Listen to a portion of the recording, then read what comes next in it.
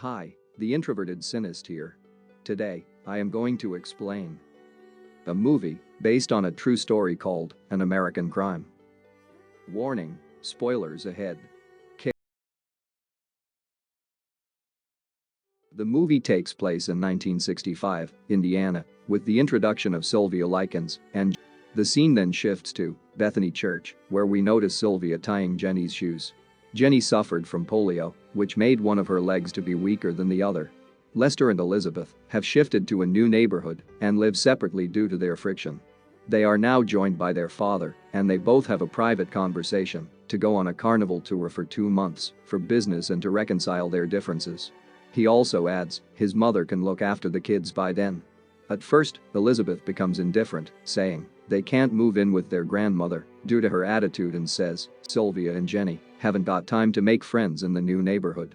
Elizabeth now advises Sylvia to take the bus home. After entering the church, Sylvia and Jenny now observe a woman, Gertrude Banaszewski, a sick and impoverished woman, and a couple of her kids during the congregation. Later on the bus, Gertrude thanks a woman for the medicine she is on and requests for any additional work. Meanwhile, Gertrude's kids now get acquainted with Sylvia and Jenny and befriends them. After reaching their stop, the kids invite them to their home and introduces them to their mother and elder sister, Paula Banaszewski. Paula works in a restaurant and stubbornly informs she's been given extra shift at work. Just after, they are all seen to share a special bond with each other and gets familiarized. Paula and Sylvia becomes closer and then visits the local beer and liquor store. Paula cheerfully shares Bradley is her boyfriend and on at Gertrude's home. While having her medicine, she is then inquired by Lester, looking for his daughters. After getting to know each other well, she proposes to take care of Sylvia and Jenny for 2 months until they come back from the tour. Lester becomes apprehensive, but later she says she already has 6 kids and 2 more won't make a difference. She then persuades him and negotiates $20 a week, and after discussing with his wife, agrees. Next day, after paying her $20 for the week, Lester and Elizabeth bid them farewell and leaves. After unpacking, the girls have fun by starting a pillow fight and becomes even closer. On August of 1965, while walking to school, Sylvia meets Ricky Hobbs. Ricky says that he lives around the corner and asks her on a date, but she politely declines and leaves. Meanwhile, Andy Gordon, Gertrude's boyfriend, comes into her house and exchanges pleasantries. Gertrude becomes upset because she is not getting payments for their baby. He then informs her that he is running low on cash right now and is soon going to boot camp. He informs that she can expect regular payments and tells him to take the $20 from the drawer. The following evening, Paula gets slapped for coming late and for hanging around with Bradley. In her room, Paula mournfully shares with Sylvia a secret. Paula says she went to the doctor and learns that she is pregnant with Bradley's baby. Because Bradley is married, she does not know what to do and makes Sylvia promise not to share a word with others until she learns to deal with this situation. Sylvia now candidly promises her. Next day, the mailman drops the letters, but Gertrude couldn't find the following week's pay from Lester and gets uncomfortable. After their arrival from school, Gertrude instructs Sylvia and Jenny to go down the basement. Gertrude deliriously says their parents have abandoned them here and instructs them to lean over a table. Gertrude now takes a belt and starts whipping them harshly. Jenny falls down, but Gertrude still whips Sylvia. After picking herself up, she instructs that she immediately need the money. The following evening, the children start to get ready for an outing. Meanwhile, Gertrude gets a check for $20 from the Likens and a letter for the girls, sharing their number for any emergency. Gertrude discards the letter without telling the sisters. Later on, after having a nice time, just then, Paula sees Bradley and tries to get back with him in an alley. Meanwhile, Ricky, still having feelings for Sylvia, sneaks up behind her and joins them. Gertrude now insidiously consoles Paula saying she will take care of it. The next day after church, Gertrude summons all the kids for a family meeting and forces Sylvia to apologize to Paula for spreading lies. Confused, Sylvia still apologizes to Paula, but she's not satisfied with it. Gertrude instructs Johnny to assist Paula in beating Sylvia until she really means it. Jenny helplessly starts crying over the situation. Later at night, Jenny with concern asks Sylvia if she's okay. The sisters then start to pray on bed to help them overcome through difficulties and sleep. The news spread. Paula's sister, Stephanie, now gets asked by her boyfriend about the news. She leaves in disbelief. It was then revealed that it was Ricky that spread the news to get back on Sylvia for alienating him.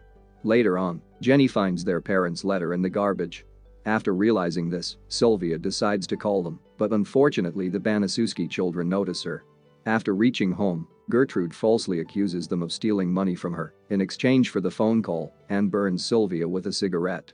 After a few days, on a picnic, Andy, while having a conversation with Gertrude, meets Sylvia for the first time and get acquainted, and casually warns about Gertrude's anger.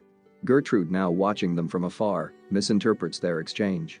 After reaching home, sexually assaults Sylvia with a bottle.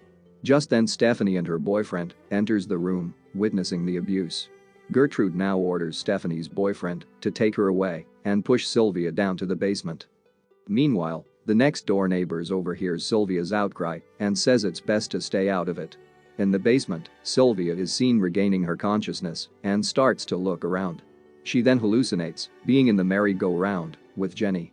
Afterwards, Gertrude held a family meeting, instructing everyone including Jenny to say that Sylvia has gone to juvenile detention. Jenny now asks when Sylvia could come out of the basement. Gertrude replies after she has learned her lesson, goes down to the basement to get food and water, and says it will all be over soon. The scene now goes back and forth, manifesting the abuse Sylvia received from the kids, not knowing that it was wrong. The kids defend by saying this is punishment and there is nothing wrong in it because their mother said so. The kids even invited their friends to join the abuse. Sylvia was tortured mercilessly by putting cigarettes on her arm, neglected, belittled, lacerated, dehydrated, and tied to a stand by her tormentors. Later that month, Gertrude, while taking her medication, reads Paula's pregnancy test and becomes devastated. Paula now says to Gertrude that she doesn't want to be part of Sylvia's torture anymore. Later, Gertrude goes into the basement, confessing about how sick she is. Gertrude reveals when she takes the medication, it makes her become brutal and think wickedly. She also adds she is a failure in raising her children to be disciplined and needs to protect them at all cost. Later the Reverend comes to the house, saying that Paula has confessed to him about the pregnancy and tries to offer support, but Gertrude denies these claims, saying it is all Sylvia's doing. Once the Reverend leaves, Gertrude orders everyone into the basement and proud of it on her stomach with a heated needle, but all Sylvia could do is cry out loud in agony. That night, Paula assists an injured Sylvia in escaping the basement. Gertrude is roused by another daughter and attempts to apprehend Sylvia, but is stopped by Paula. Sylvia now crawls in front of Ricky. He feels guilty and takes Sylvia back to her parents in his car. After finally seeing them, they become horrified by Sylvia's condition and, at her request, drives her back to the Banaszewski residence to ensure Jenny's safety. When Sylvia walks in, she sees a distraught Stephanie attempting to resuscitate Sylvia with Ricky's assistance, but to no avail, implying that the entire escape and reunion with her parents had been a hallucination. Sylvia dies from her extensive injuries and malnourishment on October 26 in the arms of Stephanie and Ricky, after which Gertrude claims that the death has nothing to do with her. Ricky rushes to the payphone and informs the police. Jenny agrees to testify in court in exchange for her freedom when the cops arrive. Jenny testified at the murder trial that Gertrude threatened her with the same treatment if she told anyone. Gertrude denies all wrongdoing and attempts to blame Sylvia's death on her children and their friends. Her attempts to frame all of her witnesses, however, fail, and she is sentenced to life in prison for first-degree murder. The fates of Sylvia's other murderers are narrated by Sylvia's voice. After being escorted to her cell, Gertrude has a brief encounter with Sylvia's ghost. Gertrude now frantically apologizes to Sylvia. The movie ends with Sylvia's ghost riding the merry-go-round, where she will always be safe. Thanks for watching.